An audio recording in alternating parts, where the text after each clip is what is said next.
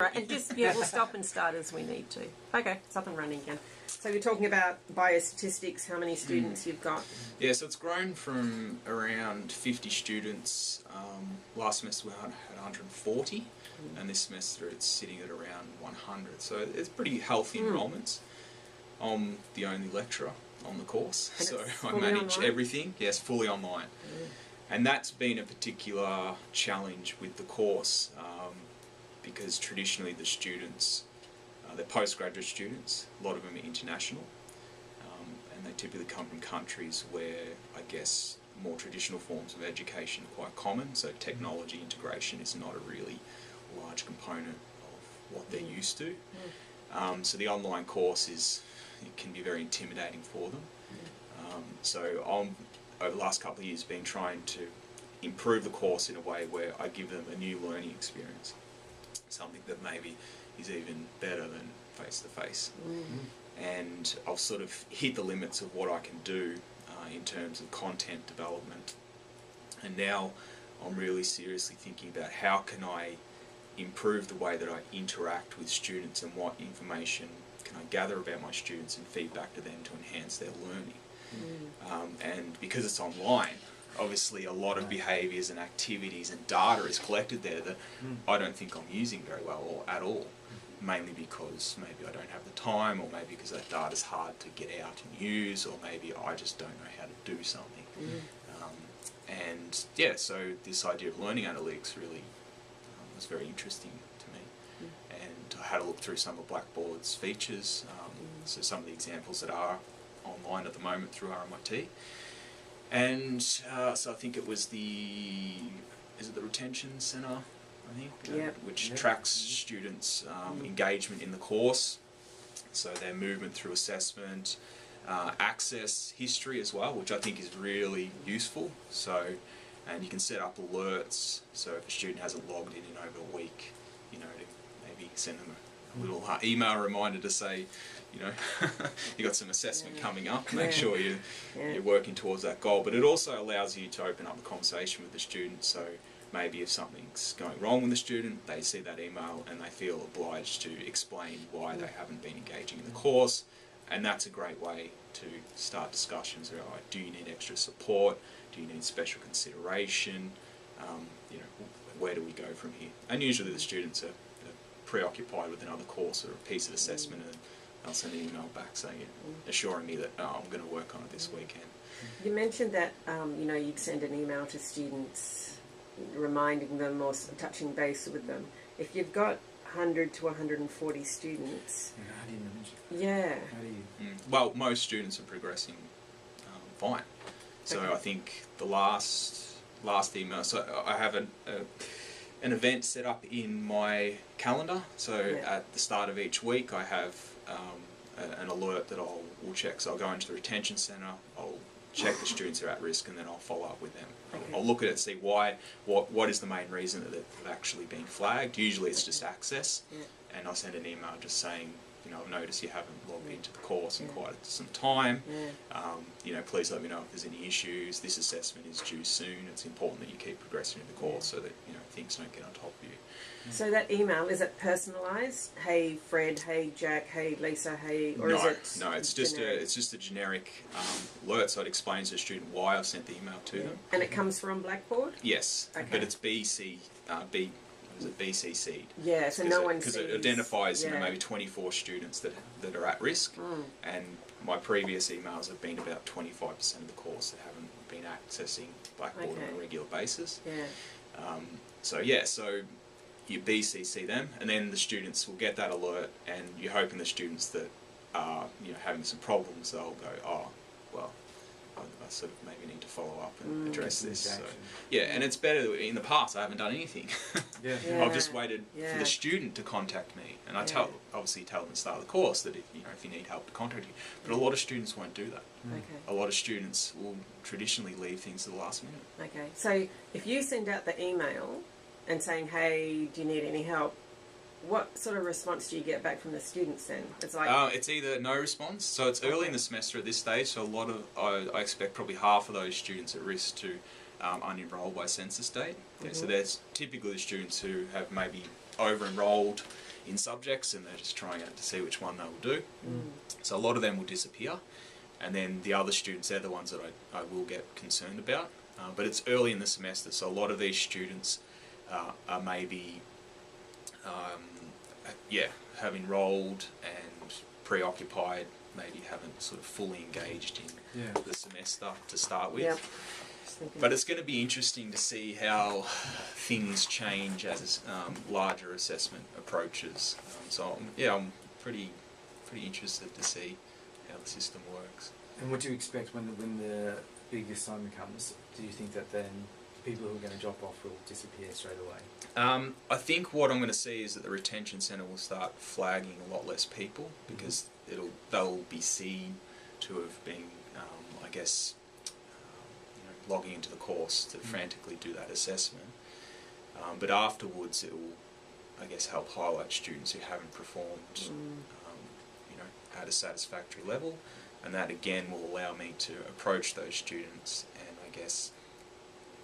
notify them that I'm a little bit concerned, and that they need to follow up with me, if they need extra assistance, and to not let it get to the last test in the semester, and you're facing a failure. Now is the time to act. And in the past, I haven't really done that, and you always have a handful of students at the end of each semester emailing you or coming to see you panicking because they realise that their performance hasn't been up to scratch. So I think this weekly email alerts will draw students' attention to the fact that we are noticing things aren't going as we would like. So now is the time to act. And just a little, sense of being monitored, I think will maybe get these students, get into the back of their minds that, maybe I should be picking up my game a little bit. And that's one question, and I was looking for a document there, but my iPad's having problems connecting to the wireless. Do the students know yet or realise yet that you're tracking them? And when they get this email from you going, hey, I see you haven't, or do you have any concerns, can I help you with? Have any of them come back to you and said, hey, you can see when I've logged in, or did you know I've logged in? No, not yet. Out of the 24 students that I might have emailed, you'll typically only get responses from 4 or 5, with explanations about, I enrolled in the course late, and I've been, really pressured by the other subjects at the moment, but this weekend I'm going to catch up. So there's been no concerns that I'm monitoring. I think it's assumed because it's an online course. The students do have an understanding that that information, that data, is being gathered. Also in my projects, so I have a large project that's worth 40%, and they have to conduct their own online virtual experimental scientific study. They do that, they plan the study in groups and do the data collection in groups, and then there's individual write-up. But when they're collecting the data, the system that we use, it's an online virtual environment, and I notify the students that from that environment I can see everything that you've clicked on. Okay, so, and that's just for an authenticity perspective, so I will know if the students have made up data, basically, because I can check their logs. Their logs don't match the data that they gathered, I instantly know that it's not authentic. And I do warn them of that, and that's purely from an assessment and plagiarism academic conduct perspective, that we are monitoring you. Yeah, do you know how they feel about that? Or you just don't get any comments, it's just like you say they expect it, and this is just... No, I mean, if it was a face-to-face course in an exam, you've got people monitoring you with the eyes, whereas this is an online course. So the way I monitor you is your behaviour online. Do you think they understand the extent to which you can kind of monitor them in terms of, Well, it's there. It's written for the project. There's a specific statement that says that we can see everything that you do in this online environment. So they're warned of it. How many students read that? I'm not entirely sure. And I think to date I've only had one student that's tried to fabricate data. And I've also had a couple of students that have actually written up their report explaining the experiment this way, but then when you actually have a look at their logs, you can see that that's not how they conducted the experiment. Say, for example, you have a cup of coffee and they want to know, does that coffee improve their maths test performance, in a randomised experiment. So consuming coffee, you have to wait a certain amount of time for that coffee to be absorbed and exert, or caffeine to exert an impact on your central nervous system. What time frame is that? I think the literature says around half an hour, Really? 40 minutes. So in the proposal, I get the students to actually state that.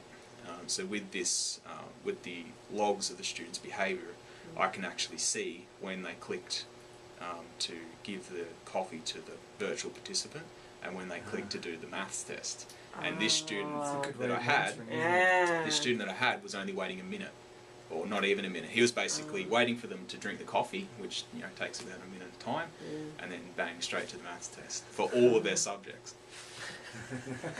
And I called, that information was there. I could see that he had there was a mismatch between what he said that he'd done in the experiment and what was actually done on the island, and he tried to hide that fact.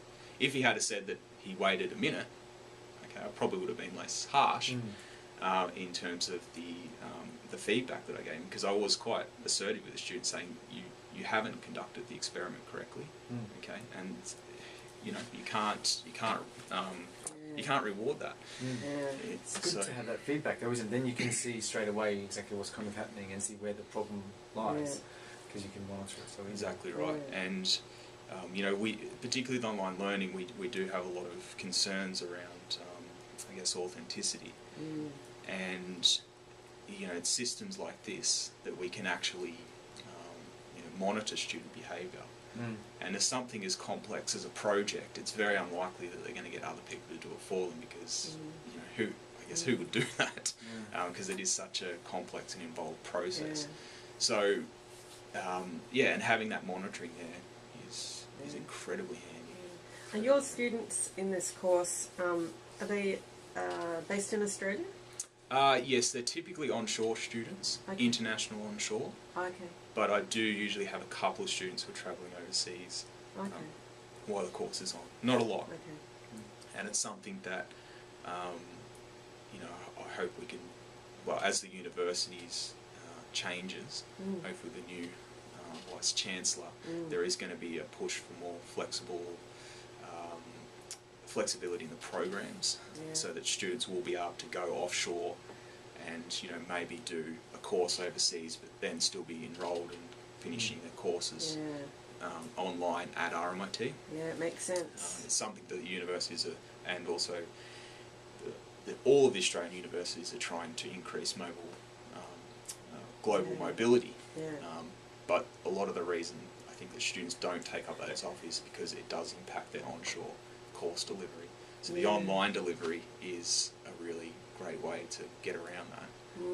But we still need to ensure that we're maintaining, I guess, the academic integrity.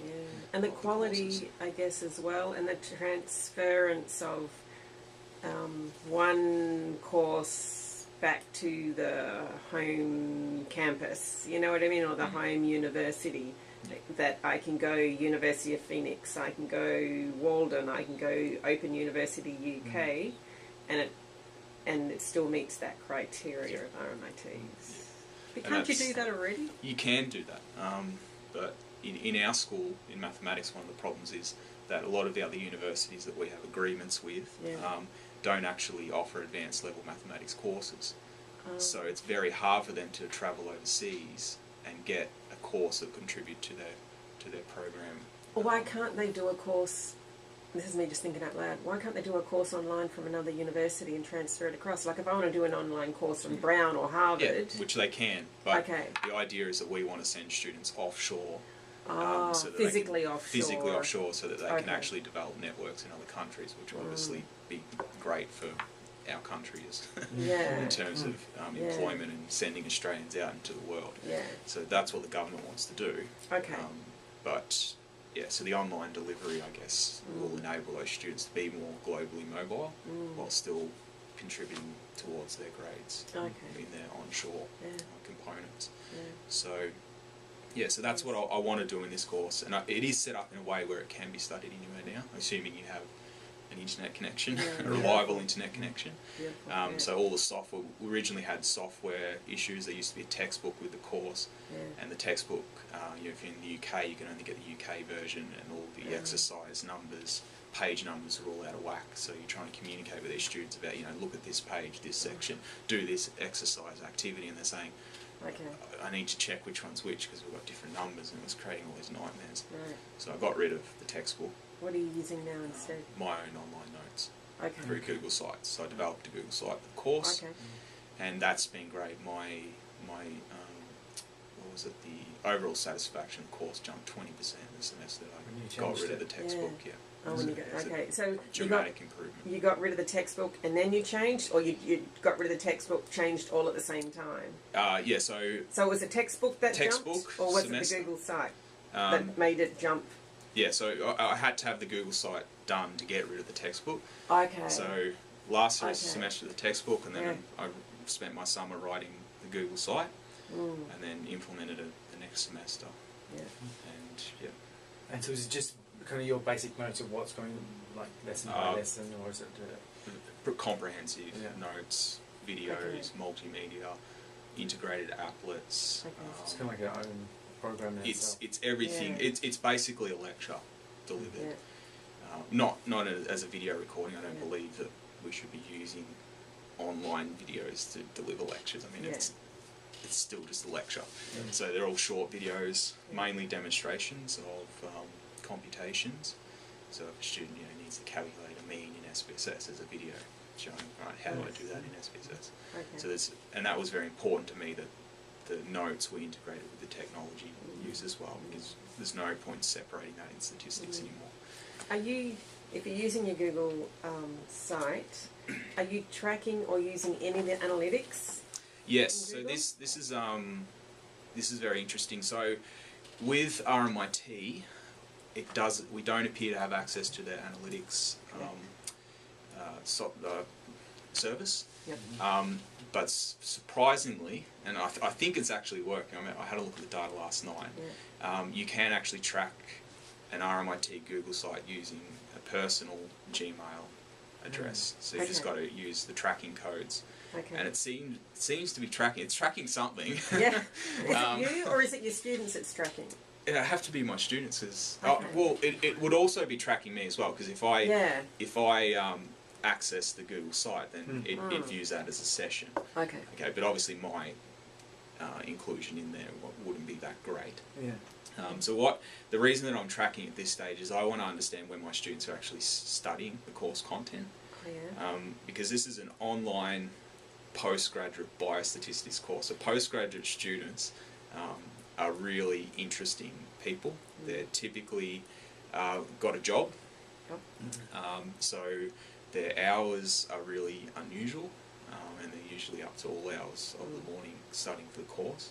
So they're very highly motivated students, generally very resilient, and so my view is that a traditional brick and mortar university doesn't cater these students very well to their study habits, and I think online learning offers the best way to overcome that. I agree. Flexible way of I don't know how else. education. I work full time. I have 2 small children. There's no way I can commit myself to 5 to 9 sessions on a Tuesday and Thursday night. And these students can't as well. No. Although when they come into the course, they still do have this expectation that there's going to be online lectures or something that they have to log into and watch. Yeah. But I'm pretty quick to dispel that, and to sort of say that anything that we do in this course will be available to you at any time. So even if we do have some sort of face-to-face session, we had our first recorded Google Hangout session the other day. Oh, yeah. I think I had about 15 students logged in online, and about another 6 students here in this office area. I had the computer on wheels set up out there, and they're all so they can see my screen projecting in here. Yeah. So I had my webcam and microphone set up, Yeah. and then I had the screen capture technology recording session. And actually, like the audio and everything came out brilliantly. I was so happy with it. Excellent. And that went for about an hour long, and then I uploaded that video onto Google Drive, and then shared the link through the Google community site. Yep. And so all the students who weren't there can then later go back and because I demonstrate a lot of things for the first set of exercises and how to do that in SPSS. Okay. So, yeah, that's flexible and now that's viewable. Yeah. Nobody's missed out. Yeah. I mean, they didn't have the opportunity to sit in there and ask questions, but I guess you're relying on your peers to ask the right questions during that time. But they can always get back to you via email and say, and look, with each other as well. To have that, to kind of share the information. And yeah, so the Google site's there, so if they have any follow-up questions, they can just make another post. Yeah, so the Google apps that we have is just incredible, but I don't think we're utilising them very well. Like why can't we track our Google sites within the university through Google Analytics? So what information are you capturing, and kind of what are you doing with, like, how are you making it? At this stage, it's very, very simple. I just want to use the information to understand when my students are accessing the site. And when are they accessing it? Their study habits. Surprisingly, there's a large group of students who are accessing it 9 to 5, but there's an equally large number of students who are accessing it all the way up to about midnight. And some students 1, 2 o'clock in the morning, and then it will drop off, so they are getting some sleep, which is great. And then it'll sort of spike up very early in the morning as well. So it's a bit of a kicker. Insight into study habits and what people, Originally, I had this survey that the students filled out, and it was like a really tedious survey to fill out, and also to analyse and present back to the students. Whereas this analytics, it shows.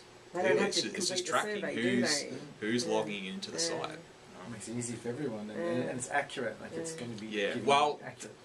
The data's quite complex because it all comes down to how do you define a session, and I do have some anomalies in the data. So one day I had 288 sessions. Just in this Friday night at 6 o'clock in the morning. I can't explain it. Okay. The regular sessions per hour is generally maybe 15, 20 max. Okay. So I just have this anomaly 280 6 o'clock Friday morning. Okay. So the data's not. I don't know how clean it is. I think it's clean enough to draw some the conclusions that I need to draw. So when it's not clean enough, and you say it is enough to draw your conclusions, do you have like reservations about using the data and what you're getting out of possibly Blackboard? No, because it's information I've never had access to before, or easy access to before. And it's easy, I understand. It's very easy to get. You basically just put in a query into the analytics service, specify the date window that you're looking at, and then it'll present it in the actual analytics. So you don't even have to take the data out. But I want to take the data out and show the students, like, this is what you guys are doing. So you do show the students. So what do they think of that? Yeah, of course. I haven't. Well, I looked at it last night. Okay. But I didn't actually finish the plot, so I'm just going to show them some box plots so it relates back to the content that they're learning in Module 1. How are you going to show them? You're just going to do a Google Hangout session, or are you going to... No, it'll be an online graph that they can go in and click on and integrate. So I use a service called Plotly. It's an online data analysis and visualization tool. Integrates with Google Drive, and basically you can create a plot, publish it online, and the students you can share that with the world. Students can go in and click, and they go through the plot, and when they mouse over the boxes, all the statistics appear. It's really cool. It's great, isn't it? Then they have that sense of self-awareness as well, because then the information's about them, so they become more aware of their own behaviour. Because I feel I need to educate the students about my role as well. Like, what is it like to coordinate an online course? What challenges am I facing as a lecturer? Because a lot of the students aren't aware of what we do. I think for an online course, they probably just think it's online and the lecturer is there if you hassle them long enough to go and arrange an appointment. But they don't realise that we are doing a lot behind the scenes. And this semester particularly, I am tracking a lot of their behaviour so that I can understand and think about strategies to improve my delivery of the course. So I'll feed that back to them, and they can have a look and compare and see, because they'll know when they're studying, and they can see, there's all these students, look at all these students logging in after dinner. or maybe look at it and go, oh, I'm not that unusual. There's another 20 students who are logging in at the same time as me. What about your workload? Has it increased since you've started switching on all the learning analytics, since you've started playing with it all, setting it up? Well, I only do what I'm capable of doing. I mean, there's a As in time frame or skill set? Both. Okay. Obviously, these are new techniques, methods that I'm learning, so there is that, I guess, self-teaching, and you have to do a lot of research. I mean, Google does make a lot of this stuff very easy. I'd hate to be trying to program this from scratch. That would just be impossible, and I'd probably never do it. But these services are there, and you just have to spend a little bit of time experimenting. That's what I do. I just experiment. Just give it a go. If it doesn't work, who cares? I mean, you'll eventually get it right.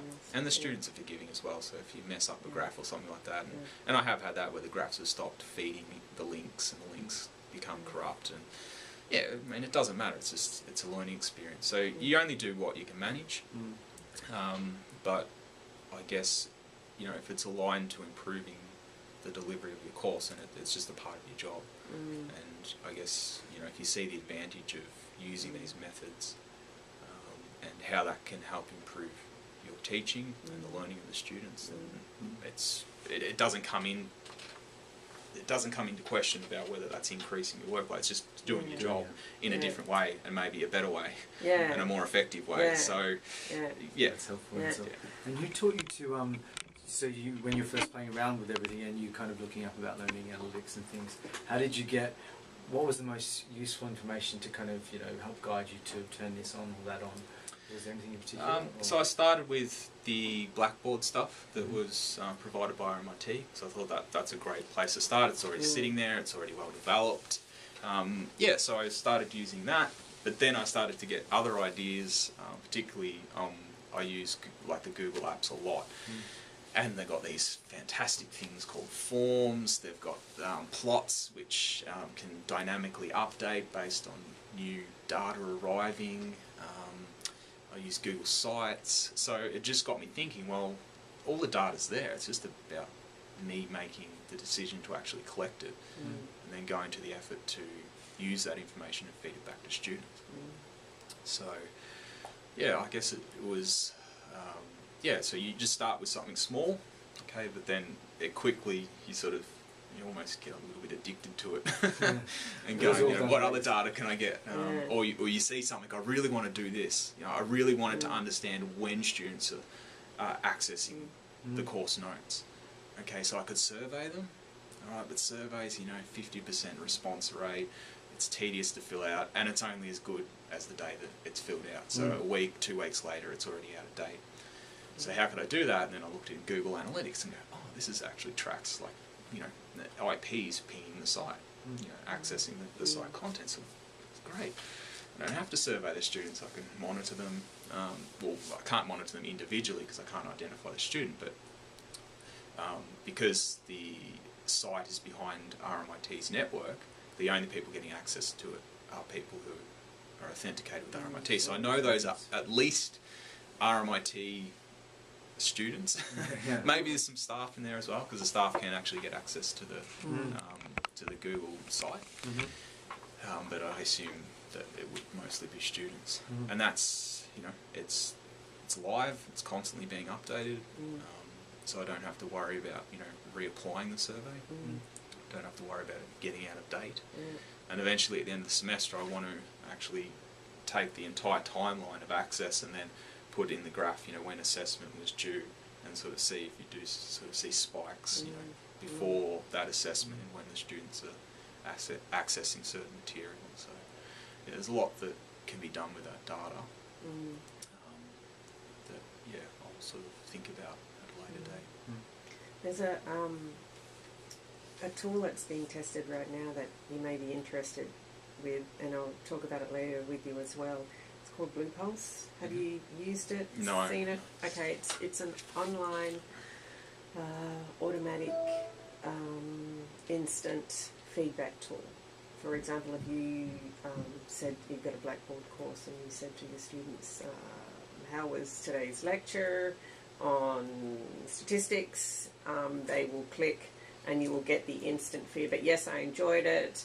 Or you can say, you can leave it open and they can just respond to how the day went or how the session went or the video went.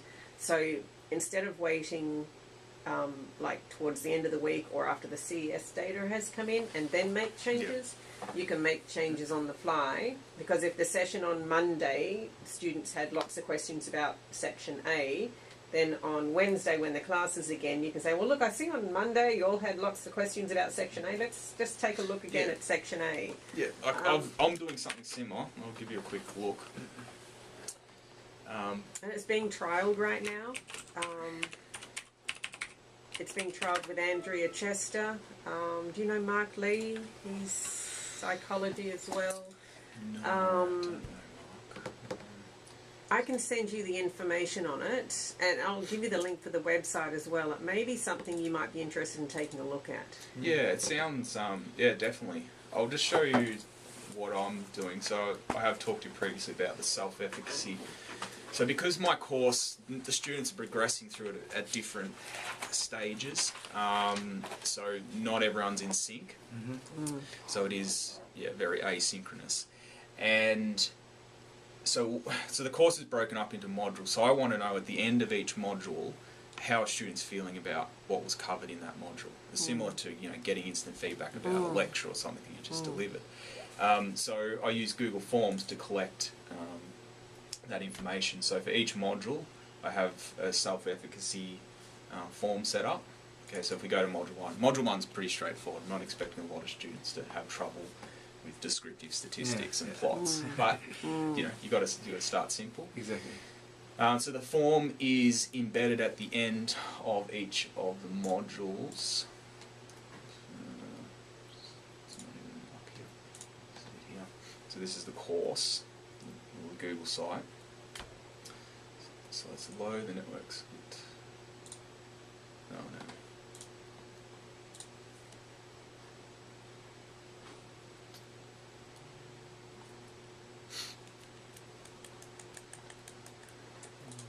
There it is. So if we go into module 1, okay. So this is the module. Okay, so there's a survey of attitudes towards statistics at the start of the semester. That's another form that I set up and feedback to the students, and that's just their attitudes towards different aspects. And then you can see at the end if it's improved. Hopefully they're yeah, pre and post, and I feed back the profile of the class to them in the second module, so they can see how the class is sitting in terms of their mean responses to Can the I take a different photo domains. with this? Or is I this... can give you access to the course. And then Wow. you can go Oh, and really, do that'd be great. screenshots. Okay, because this thank is you. that's incredible, isn't it? So you've got Yeah. I don't know what's going on with this. and this is YouTube. all the things you created yourself essentially on. Yeah, this is Google Sites. Sites. It's amazing. Yeah. Any idiot like me can write a course in under a day, like a whole web page in under a day, make it look brilliant. There seems to be some issues with Google at the moment. Okay, so this is actually a Google spreadsheet embedded into the course, and this is showing students different statistics and then ways to actually get the data. It's really laggy. And even though it's slow, which, you know, can happen, It's not ever this slow. Oh, no, there's something yeah. wrong with the network. you haven't had students saying, oh, I can't get it loaded or I can't access it. All the It's all time. worked beautifully. All the time. Okay. That's one of the major issues that we have, and that's usually due to students using very outdated laptops and computers. Oh, they do have viruses. issues all the Oh, time. Yeah, Oh, all the time. okay. I mean, Google's the best that you'll get. It'll run pretty much on anything, and the issues usually boil down to students' personal computers not being up to date, Okay. viruses, out of date internet browsers, Okay. all sorts of technical issues. So. But that can transfer across to Blackboard as well. Yep, yeah, the Okay. students typically have Yeah. major IT issues. It's not Yeah. specific to my course. Yeah. So, it happens. It's just the nature of online learning. Yeah. So at the end of this module here, we have the self-efficacy survey, and the students answer how confident they feel in learning the different topics covered in that module. So they can rate that on a scale. And that information is fed directly back into the responses, which can be viewed here. And how often do you collect this? Every module. At the end of every module, the student's asked to rate the self-efficacy. And how often are the modules run? Is it 12? Roughly weekly. Weekly. Yeah, there's 11 modules for the 12-week course. So you'll open it up on, say, a Monday? It's all open. So students can progress as quickly as they want. Okay, so... They have a course schedule. The course schedule's up there. This is the expected minimum. Okay. All right, and also it's linked up against the assessment. Okay, so with your actual course, do they have to... it's not in a lockstep type environment. And what about your Google Hangouts? You know, must they attend your Google Hangouts? I'm just trying to see. So if that, I'm getting all over the place here. If they do week 1, can they jump down to week 10, go back to week 2, or if they need to? It is linear. Okay. But the idea is that the students who want to can progress quicker than the schedule if they're that way inclined. Okay. So some students do. It's only typically a handful, and they're usually students who might have done statistics back in undergrad and were quite good at it, and they want to get to the harder stuff a little bit quicker. Yeah. So they're supported to do that. So it is possible that I can get into week 3 and I'm getting students in module 6, week 6, asking questions. But that's fine. I can, that's what I'm here to do, here to help you. But the students typically will be a little bit behind the schedule just because that's the schedule. If I advanced it 2 weeks, that'd always be a little bit behind that as well. It's just the way they do things. Yeah. Now you can easily tell which parts, more difficult, say if there's things that's the exact idea. I want to know where other students, and typically students who are very reluctant to explain to me where they're having difficulties, and also students are really poor at actually explaining where their difficulties are. You get a question like, I don't understand this question. And then you have to ask questions saying, why do you think you don't understand this question? And it's really hard for them to elicit, all right, what don't I understand? Where is my knowledge gap? So this hopefully allows them to reflect upon, all right, exactly what am I not understanding? Or what do I think I'm going to have trouble learning at this stage after going, reading through the notes and going through the examples. So they complete this before they actually do the exercises. So based on the course schedule, I can go at the end of module 1, just before the assessment, I can go into it, I can check, all right, were there any major problems with any of the concepts, and then I can make a decision, all right, maybe I go online and do a quick hangout demonstration, go through a worked example and show them, what they're expected to be able to do. But the forms, where is this here? And you check those once a week, or do you go in during the week and have a look? Yeah, just whenever I need to. Yeah. What am I doing? I need to view summary. And how do you think other staff would they find this kind of stuff easy to do and implement if it's already kind of implemented and things? Do you think they'd find it easy to do? Is it kind of? I could show someone in 5 minutes how to do this.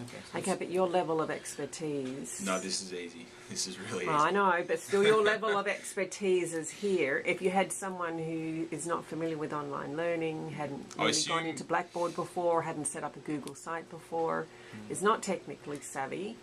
Yeah, so I assume you're reasonably familiar with Google Apps. Yep.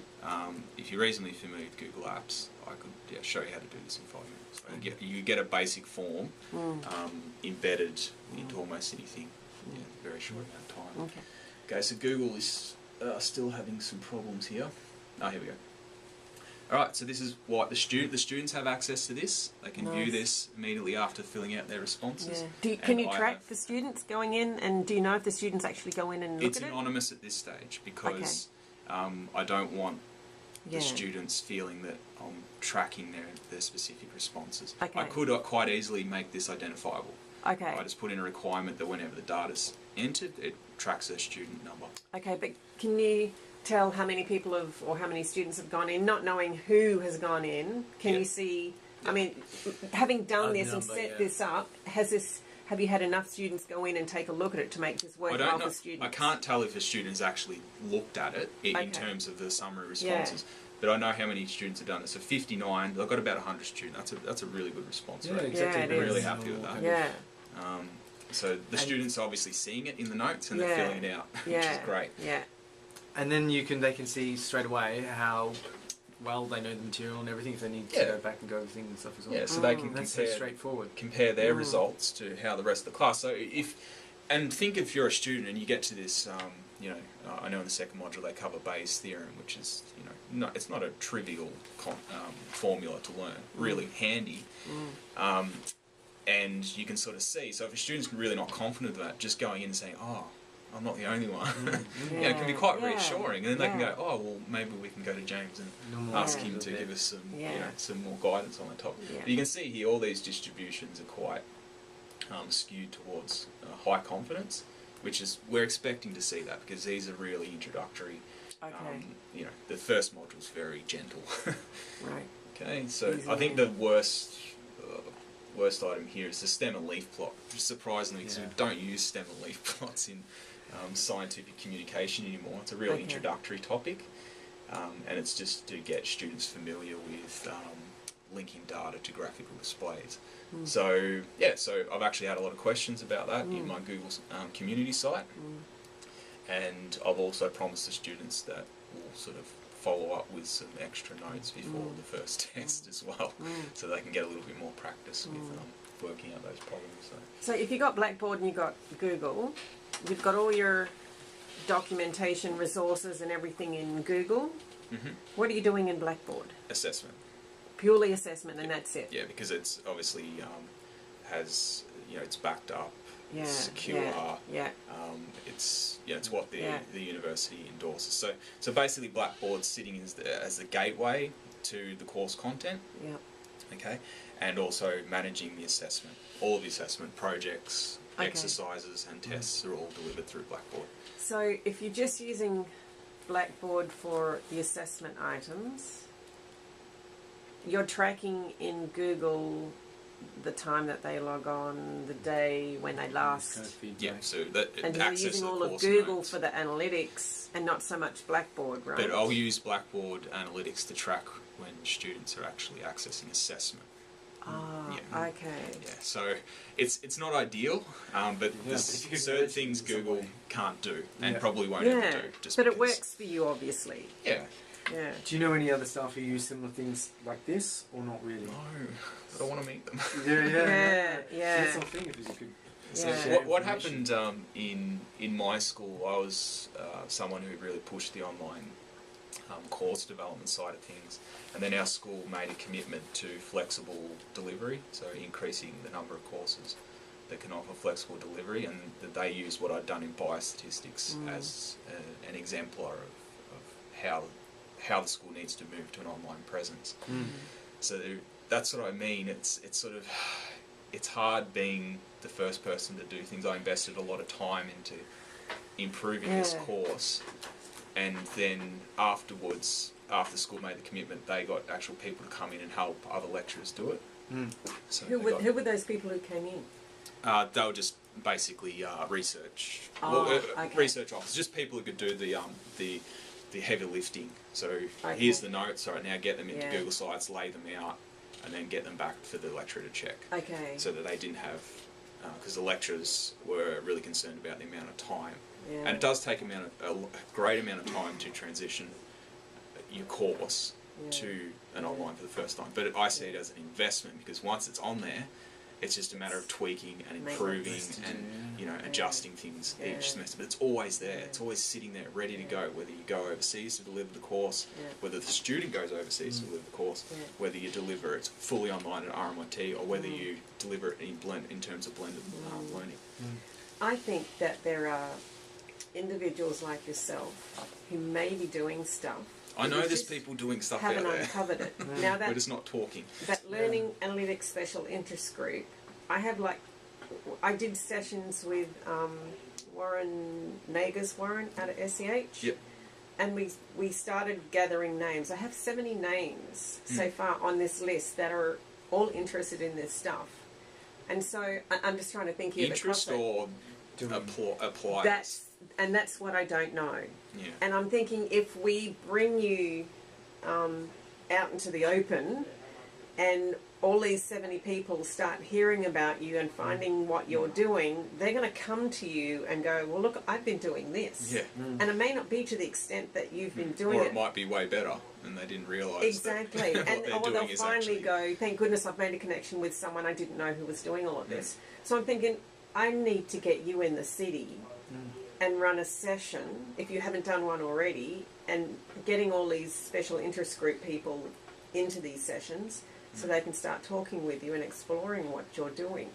Would you be interested in doing something like that? Yeah, of course. I mean, that's eventually what I want to do. I want to go in and, I guess, I'm happy to showcase what I'm doing, but I really want to see what other people are doing because, you know, it's going to get to a point where I'll get to the limit of my creativity, and you need that engagement and that collegiational, I guess, to continue to push your skills and knowledge. And that's what I'm thinking. We need to get you exposed and out there. And also having things like how you said it's quite easy to put together, but having, you know, basic how to do things for other staff. As I said, like I could show someone how to develop a form and put it online for their students to fill out in under 5 minutes. Because I'm sure a lot of staff at the moment would probably, perhaps if you said, oh, you know, you can use Google and do all these things, they'd probably have no idea about what to do and probably find it overwhelming. Exactly. Do you think staff would be motivated though to use these kind of tools as a whole? Or? Not. See, one of the things here. I mean, I sort of maybe, you know, I'm a little bit on the borderline here. But we should always keep in mind that what we're doing needs to serve some sort of teaching and learning purpose. Okay, so technology is there to exploit. We should avoid using technology for the sake of using technology, even though sometimes I do because I just love it. And I think that sometimes, you know, playing around with technology can actually be an investment and will lead to things that you might not anticipate. But generally, if you can tell a lecturer, you know, what if we could track every minute, hour of the day when students are logging in and accessing your course live, instant feed.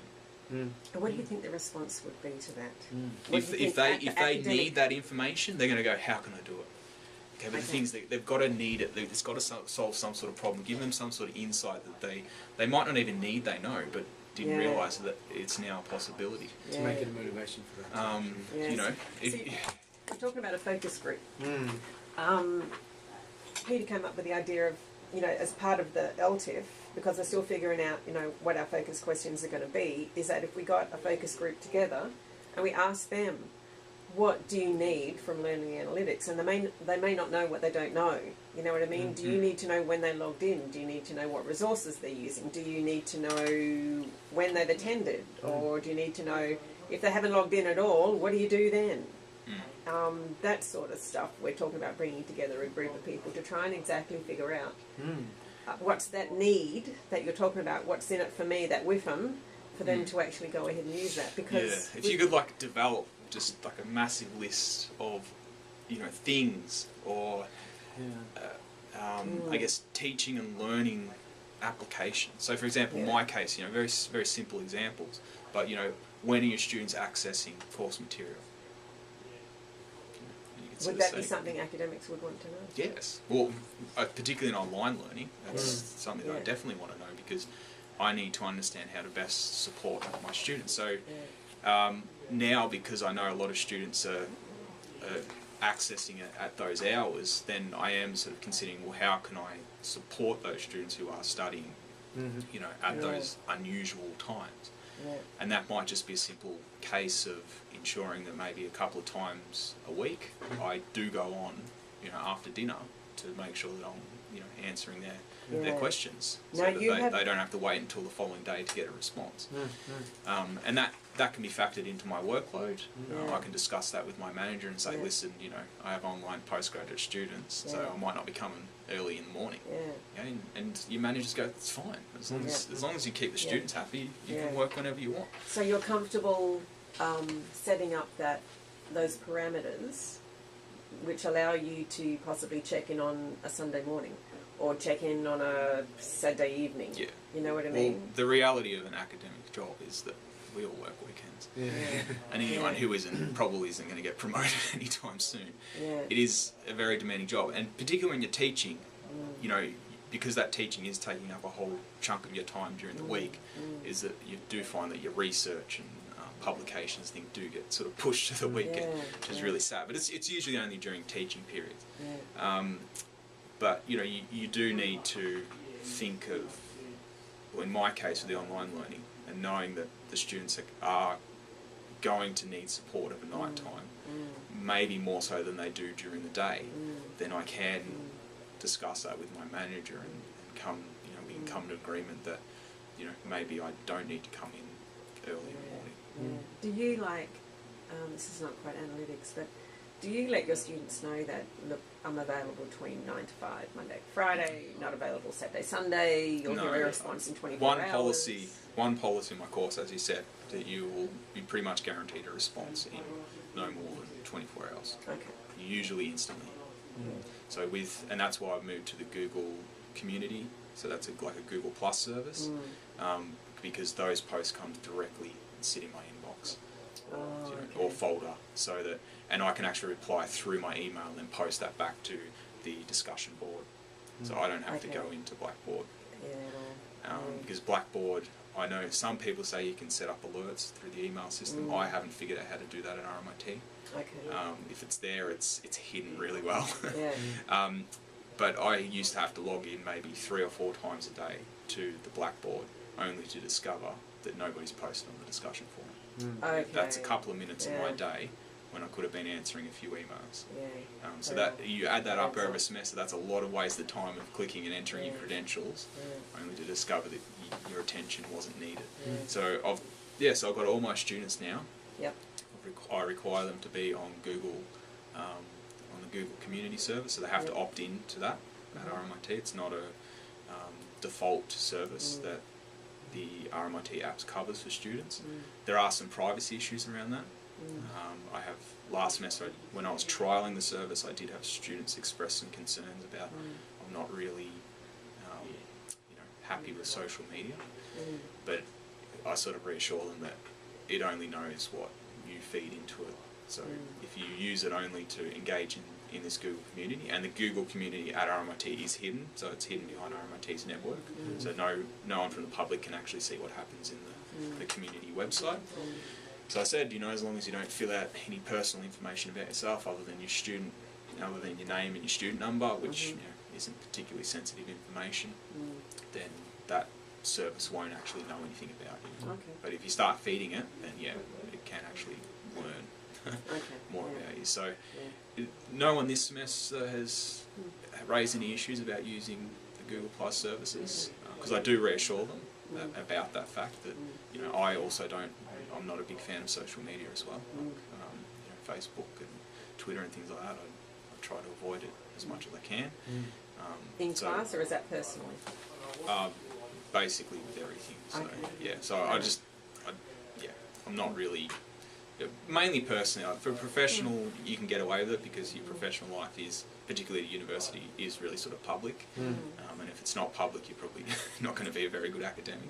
You research as much as possible. So professionally, it's okay, but personally, it's not something that I believe in. So I reassure the students that I'm the same. But this service, we're just purely using it for academic reasons, and it has the advantages outweigh the risks. Do you see any other limitations or problems that could potentially occur for students and for staff using these kinds of tools? Or? I guess the jumping between Blackboard and the Google apps does create some complexities. I'm worried that I'm moving more and more away from Blackboard each semester. I think, and the only reason that I still am in Blackboard is because it does manage assessment well enough, and obviously Google can't do that. But if Google all of a sudden offered some sort of learning management system and our university gave us access to it, I would use that straight away because I know it would integrate with everything else that I'm doing. You're not on your own moving away from Blackboard and heading towards Google. I can tell you that much. But the main reason that I moved from Blackboard was the discussion board. It's archaic. It's quite clunky and it's terrible. And I'm on that thing, in this online course. That was my main way to communicate with these students, like thousands and thousands of posts each semester. And you know, it was such a burden. I used to complain to my students about it, just telling them, like, we've got to find something better than this. And they agreed with me. They said, yeah, the discussion boards, I don't like logging in to you know, check the communication. So a lot of these students are already on social media, so they're quite comfortable and happy to go straight into Google. And a lot of students have actually said, oh, I'm really happy that you're on, like, Google Communities. Because I use Blackboard for my PhD actually so it was an online intervention. We use that as a basis for people who were working through modules for online therapy.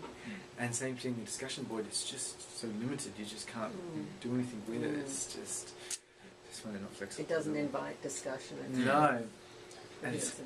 And the reason, like, Google Communities, it's not set up for a discussion forum format as well. So I have had to make some compromises there.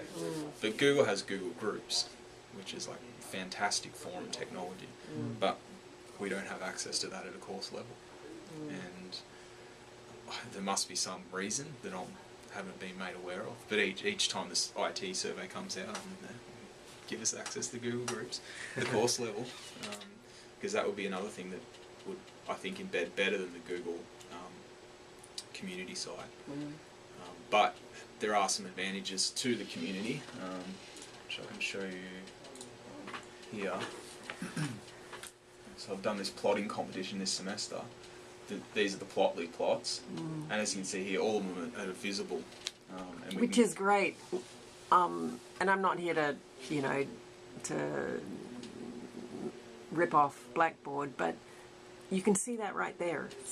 You know, so it's clean. Front and centre, and yeah. Whereas to do this in Blackboard, I'd have to get all the students to submit their links to their plots and then list the links in a page. Whereas this, like, and all the students can see each other, all the other students' submissions. Right there. So, and the idea of this is that once all the students have finished submitting their plots, these are their submissions here, that the students will then go and vote for the best one.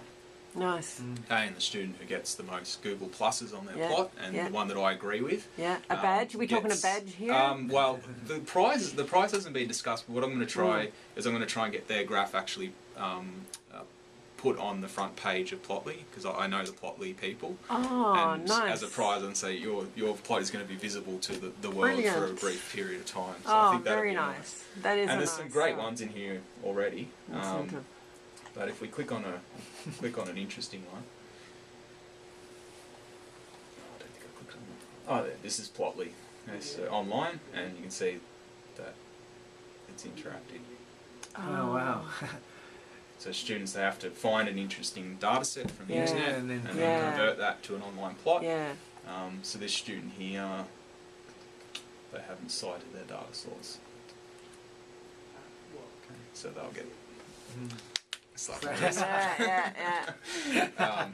there's like assessment instructions, and one of the requirements this student here should have probably put somewhere in the x-axis the actual just link to where they got this data, so that I can just go and check it quickly. It's just got me looking at I see it's suicides in Australia. I'm now looking at the colours, you know what I mean, and the age group. And if we want to look at the it's just, and it's actually making me get off track from what we're talking about and looking at, you know what I mean? So engaged. It's I'm thinking, wow. You know? So this is actually it's a very well displayed plot. It is. It's very nicely done. There's Very a few clear. issues. They should have brought this back down to 0 on the y-axis, but it's very. It's very readable, you know, for a layman just to look at it and get an understanding.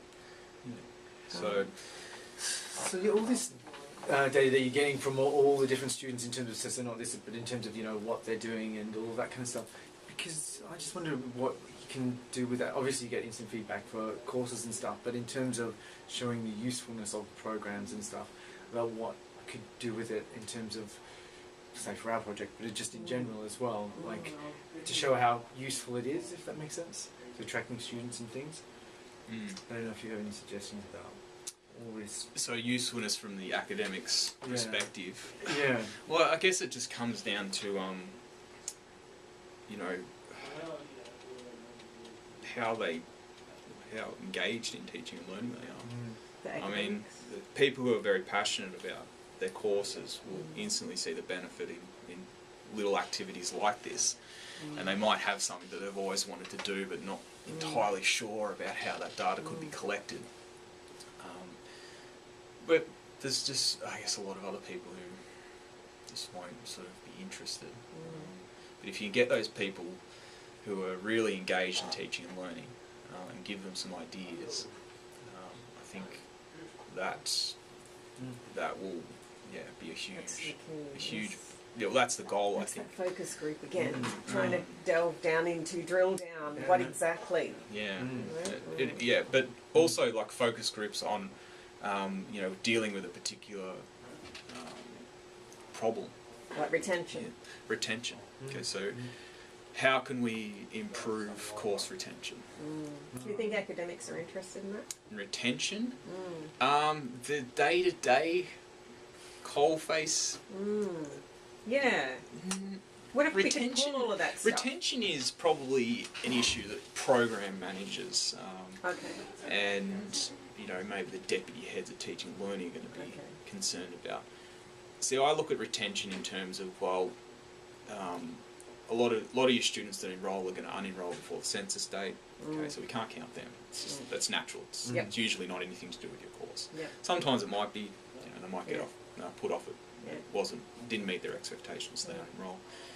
But retention to me is, I just want, any student who is capable of passing my course should pass my course. Students who haven't engaged, in the course, haven't met the minimum requirements, then I should be able to fail them. It's not about bumping everyone up. That's not retention. Retention is ensuring that the students who do engage, do the assessment, and put in, and are capable of passing, they pass the course. So, I guess understanding why students fail is very important to understand, and then if you know why they're going to fail, then you can make sure that you put in checks for those behaviours. And then, I guess, from an academic perspective, I would want to know that whatever we're doing from an learning analytics perspective is actually going to identify and give us a chance to intervene with those students. So you know how you said right at the beginning, you talked about how you check in with the student and you've got that alert? Do you use that alert for those who haven't logged into the course, or those that, and do you contact them and say, hey, I see you haven't logged in? Yes. Is that a form of retention? Because no. you're checking in with them, making sure that they're okay, that they don't have any tech issues. Well, I guess the assumption there is that if I'm not on top of them about logging in and engaging the course, then maybe they'll eventually just drop out or fail. So we are making some assumptions that these behaviours are linked to, non-success in the course. So that's what I'm saying, is that I need to know, are the behaviours that I'm tracking in my students, do they actually tell me about something about whether the student is going to be retained? So further down the track, when you run this course again and again and again, are you going to start be able to predict? That's something that I think we need to do research around. I'm certain there has been a lot of research done on what predicts students passing courses or dropping out of online courses. So I guess the first step would be to look at that literature and then see if we can actually get access to that data and then use that data for that purpose. I know in a previous meeting I was asking the question about the retention centre and the thresholds that they set by default. Are they actually based on anything? Because I'm sort of just using the default ones because they seem reasonable. But they're set up by Blackboard. It's going to be right. So I think they use 4 criteria. So there's course activity, which I'm not sure what that actually is. I assume it's got to do with whether a student's posting on the discussion board, clicking between links, pages. But the thing is, because I divert all my students off to Google, you don't. All my students are at risk according to that criteria, so I had to turn that one off. And so what I look at is assessment, but very little assessment starts week 3. So assessment is only in the very early stages, so that's not a good indicator at this stage. I'll get a little bit more information by mid-semester when after they complete the test 1. I'm looking, so it's assessment, performance, so assessment performance, whether they've missed any due dates. Okay, so setting up your course to have all the correct due dates, and that's a big task, particularly if you've got a lot of assessment, a lot of individual pieces of assessment like me. So there's a lot of preparation to set the retention centre up correctly. And then students' access, which I think is probably the most useful early in the courses. Have they actually logged in at all? Or have they logged in and then not come back after a week? Because that's not good, because within that week they should be doing something. They should be starting to complete the exercises. So are you tracking that part? Yes, that's all. Blackboard will track for the whole semester. Right. But assuming of course you have you're not tracking using it activated. because you're in Google. And this is one of the problems with Blackboard at this stage, is that if I want to get that data, I have to extract a report. It's not live. Yeah. It's not instant. Right, so you have to go in and you have to specify the date. These are the indicators that I want to track. These areas I want to track, and then you download this PDF document with the report. Okay, it's not a dashboard that I can quickly go into and just click down menus and produce my own report on the fly. So that's one of the drawbacks. Blackboard, all the data's there. Getting it out is not easy, and I think that's something that I might be able to, I guess, explore and looking at ways how is data extracted from Blackboard and whether that can be extracted in a consistent format, which I assume it does, and then whether I can develop tools for other academics that they can simply just spit their data into this folder and then have a program that will just grab that data and then actually present it to the That's the problem, isn't it, with all of this, that all the capabilities are there, but the usability and stuff's not. And so getting people to you should see it. The retention centre's good. It does start to track that behaviour and summarise it for you. But if you want really in-depth, week by week analysis, the reports that are produced by Blackboard are quite intimidating almost. With David McLean? No. Have you met him before? Spoke with him before? I think He was invited to the meeting. He was working with Gary Allen. I can't say I don't think I've met him in person. Okay, then I think what would help a bit here is if I sent out an email. David McClay was working with Gary Allen on all the learning analytics. They were working. He was working with the business intelligence unit on Webby, the actual tool that was pulling data from Blackboard, and there was Webby training as well. So what were they pulling it for? Well, it depended on your user level. Like I had a very simple user level. I only need to see age of students, login time, demographic type stuff. At a course level? Yes. If you get to David McClay's and Gary's level, you can see, dependent upon your access, a whole lot more data. So I think it would help you if I sent an email to David and said, hey, I met with you today. You're interested in what Blackboard can pull, what reports are being pulled. David now is working with Philip Craig. Do you know Philip Craig? Okay, I'm going to connect you with all these people. Who's part of the business intelligence unit, and they're working on all these reports that are coming out of Blackboard. And you can start asking David, what can be pulled? How can I access this? What can I see? I need this. Can this be done? And Dave McClay is the guy who can answer those questions for you. And I think that will fill that gap, that knowledge void that you may have there by me connecting him with you and with Phil Craig. That makes sense. Yeah. So they have those. Peter. They have those they have systems access, set up. They have the knowledge, and they're actually pulling these reports and massaging these reports for in like a semi-live fashion. Yes, and so they're pulling it pulled each day. They're pulling it for Martin Bean. So yes, they can pull all of this stuff. So I think I need to. Because that's what I'd want if each day I could basically log in. And see how the course is tracking, an actual like day by day analysis.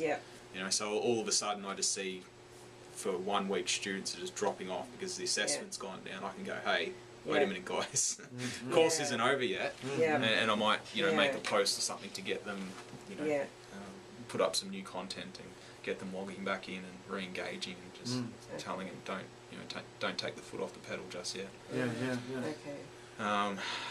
So that sort of reporting would be fantastic, and then embedding that within Blackboard. somehow. Yeah. I don't. Yeah. That's David. Ask all those questions to David. He'll be able to tell you what can and can't be done, and what the system is, what's happening, and all that sort of stuff. And I need to do some exploring as well. And once this, maybe mid-semester, I'll pull a comprehensive report from Blackboard, everything I'm tracking, and then I'll have a better sense of what I might be able to do with that. And then maybe the things that I would like to summarise, and I can touch base with these guys and say, well, what have you currently got? Yeah. Would you mind if I logged on, and then I can check my email, and I'm pretty sure I've still got the log on that Dave sent me, and I can show you. Can I stop the recording at this point? Yeah.